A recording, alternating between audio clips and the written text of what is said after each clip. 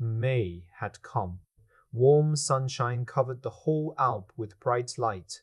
The last snow had melted, and the first spring flowers appeared. A happy spring wind blew, drying the wet places in the shade. High above, the eagle flew calmly in the blue sky. Heidi and her grandfather were back on the Alp. Heidi was very happy to be home again.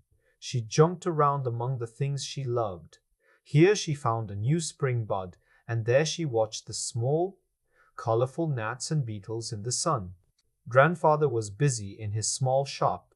The sounds of hammering and sawing could be heard. Heidi went to see what grandfather was making. In front of the door stood a neat new chair, and grandfather was making another. "Oh, I know what these chairs are for," said Heidi happily. "You are making them for Clara and Grandmama. But we need a third chair, or do you think Miss Rottenmeier will not come?" "I don't really know," said grandfather. "Tea!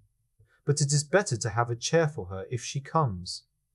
Heidi looked carefully at the backers' chairs and said, "Grandfather, I don't think she would sit on those." "Then we must invite her to sit on the beautiful green grass," grandfather said quietly. While Heidi was thinking about what grandfather meant, Peter came whistling and calling. As usual, goats surrounded Heidi, and they looked happy to be back on the Alp. Peter pushed the goats away angrily and gave Heidi a letter. "Did you get a letter for me on the pasture?" Heidi asked, surprised. "No," said Peter. "Where did it come from?" "From my bag." Peter had received the letter the evening before. He put it in his lunch bag and forgot it until he opened the bag for dinner. Heidi saw Clara's handwriting and ran to her grandfather. "A letter has come from Clara. Would you like me to read it, grandfather?" she asked. Heidi read the letter to them. "Dear Heidi, we are all packed and will travel in 2 or 3 days. Papa is leaving too, but not with us. He must go to Paris first. The doctor visits us every day. When he arrives, he calls, 'Away to the Alp,' because he cannot wait for us to come. He enjoyed being with you last fall. This winter, he came almost every day to tell us about you, the grandfather, the mountains, and the flowers. And the flowers. He said the air is clean and quiet there, far from towns. Everyone gets better. He feels better and looks younger and happier. I am very excited. The doctor says I should first go to Ragaz for 6 weeks. Then I can live in the village and visit you on nice days. Grandmama, who is coming with me, is excited too. But Miss Rottenmeier does not want to go. When Grandmama asks, she politely says no. I think Sebastian told her scary stories about the high rocks and deep valleys. She is afraid. She said only goats can climb there. She used to want to go to Switzerland, but now she and Tinette do not want to take the risk.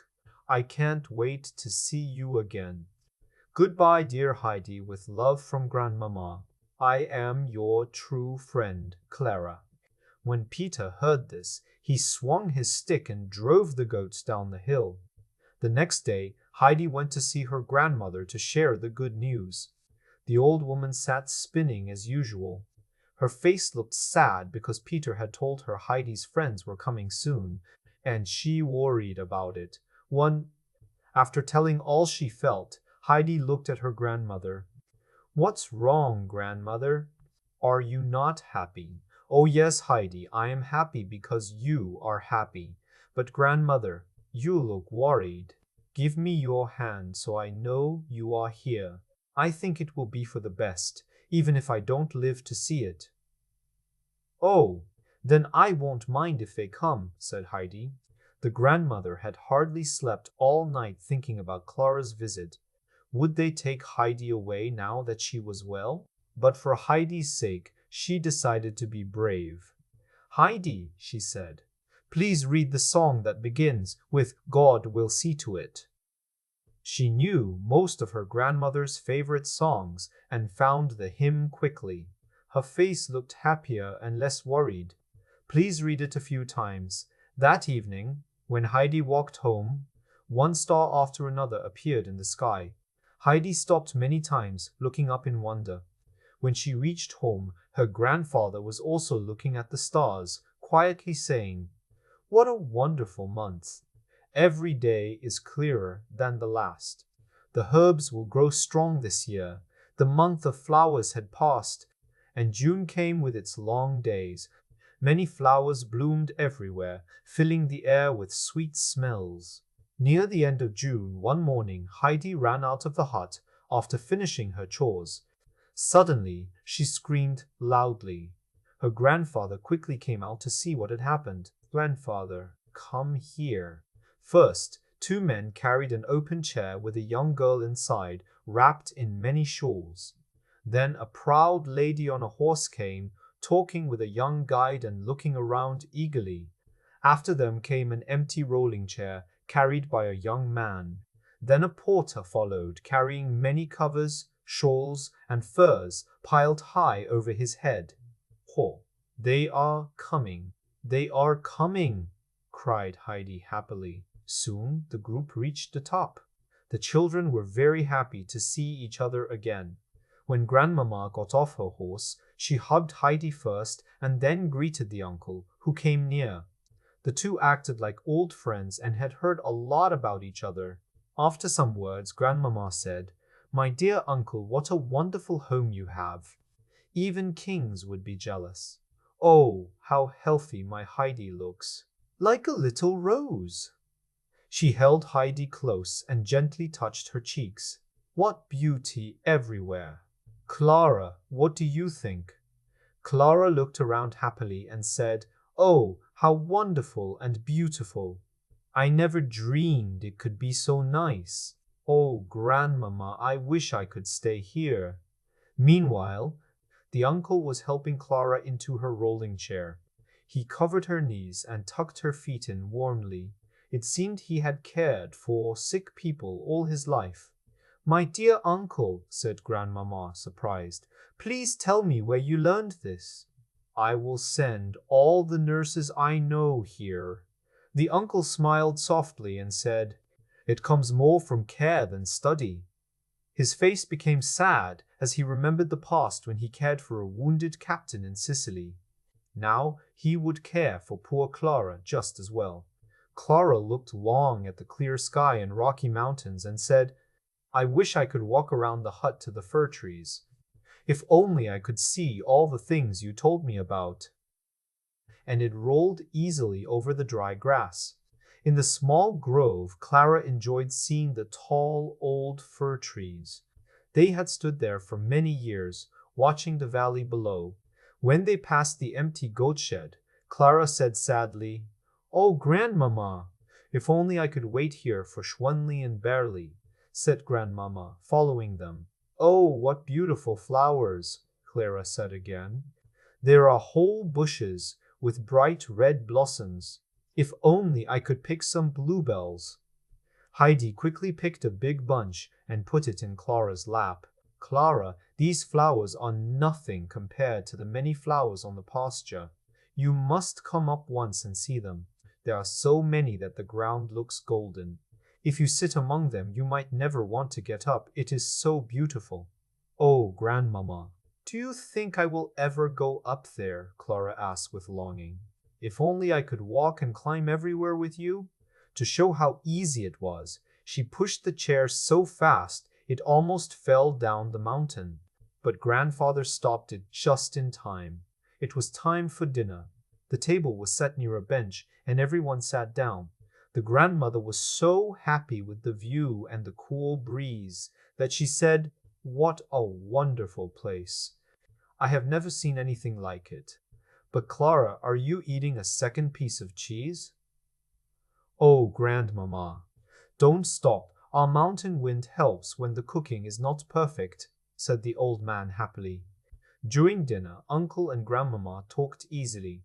They agreed on many things and understood each other like old friends. Later, Grandmama looked to the west. "We must start soon, Clara. The sun is getting low. We haven't even seen the hut yet. I wish the day was longer." Grandmama agreed. When the rolling chair was too wide for the door, Uncle lifted Clara gently in his strong arms and carried her inside. Grandmama looked around happily. She climbed the small ladder to the hayloft and found Heidi's bed. Is this your bed, Heidi? It must be healthy to sleep here, she said, looking out the window. Grandfather came up with Clara and Heidi. Clara was very happy. What a lovely place to sleep. Oh, Heidi, you can see the sky from your bed. It smells so good. You can hear the fir trees roar. I have never seen a nicer bedroom. Uncle looked at Grandmama and said, I think it would help Clara to stay here for a while.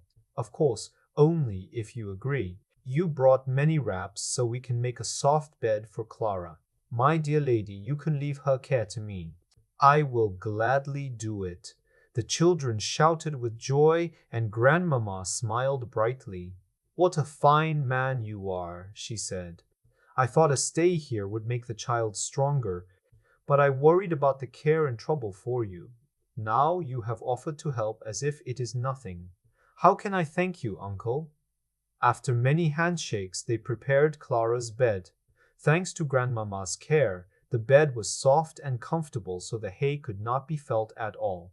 The uncle carried his new patient back to her rolling chair. There they found her sitting, with Heidi beside her. They were happily talking about their plans for the next weeks.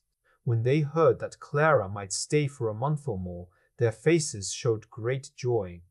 The guide, the horse, and the chair carriers appeared. But the last two were not needed anymore and could be sent away.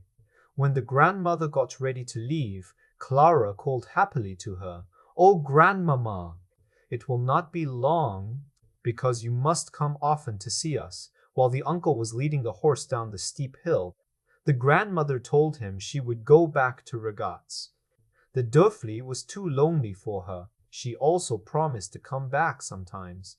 Before the grandfather returned, Peter came running down to the hut with all his goats.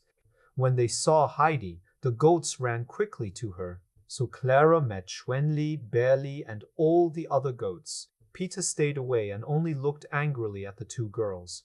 When they said good night to him, he ran away, waving his stick in the air. The happy day ended. The two children were both lying in their beds. Oh, Heidi, Clara said, I can see many shining stars. Do you know why the stars twinkle happily? Asked Heidi. No, please tell me, said Clara. Because they know that God in heaven watches us. We never need to be afraid. See, they twinkle and show us how to be happy too. But Clara, they said their evening prayer.